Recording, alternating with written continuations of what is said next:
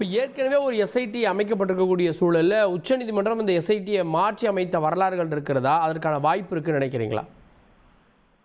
எஸ்ஐடியை பொறுத்த வரைக்கும் பொதுவா இதுல இவங்க கேட்கறதுமே ஆரம்பத்துல இருந்து என்னன்னா, வழக்கு விசாரணையை அமைப்பாக காவல்துறை விசாரணை நடைபெற்று வரக்கூடிய சூழல்ல, மேலும் உயர்நீதிமன்றத்திலே இந்த வழக்கு நடைபெற்று இருக்கக்கூடிய சூழல்ல இன்னொரு நீதிபதி அதே நீதிமன்றத்தில் இந்த வழக்கை எடுத்தது எவ்வாறுன்னு ஒரு கேள்வி எழுப்புறாங்க. அந்த நீதிபதி ஒரு சிறப்பு புலனாய்வு குழு அமைக்கிறாருன்னு சொன்னா, அப்ப காவல்துறையோட அந்த விசாரணைக்கு என்ன மாதிரியான மதிப்புகள் இருக்கு அப்படின்ற மாதிரியான விஷயங்களை தான் இவங்க அங்க சொல்வதற்கு, அதை கடத்துவதற்கு, நீதிபதிகளிடம் சொல்வதற்கு முயற்சி செய்வாங்க.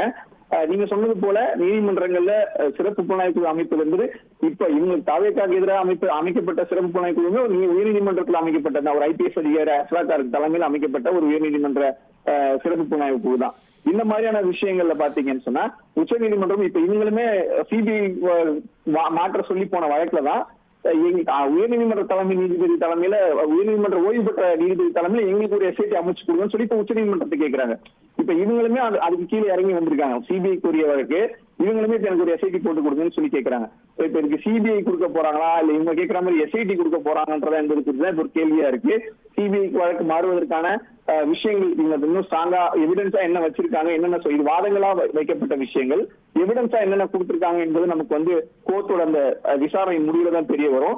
அப்படி இருக்கும் பட்சத்துல இந்த விசாரணைகள் முடியும் பட்சத்துலதான் சிபிஐக்கு போக போதா, எஸ்ஐடிக்கு போக போதா, அதாவது உச்ச நீதிமன்றத்தை எஸ்ஐடிக்கு போக போதா, இல்ல சென்னை உயர்நீதிமன்றம் அமைத்த அந்த எஸ்ஐடியை கேன்சல் பண்றதுக்கான வாய்ப்புகள் இருக்கா?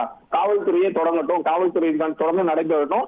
ஒருவேளை அதுல உங்களுக்கு திருப்தி இல்லைன்னா மீண்டும் மனு தாக்கல் பண்ணுங்க, நாங்க அப்ப அதை பரிசீலனை பண்ணி அப்ப என்ன உங்களுக்கு சொல்யூஷன் சொல்ல முடியுமோ சொல்றோம் அப்படின்றத சொல்றதுக்கான வாய்ப்புகளும் இருக்கு.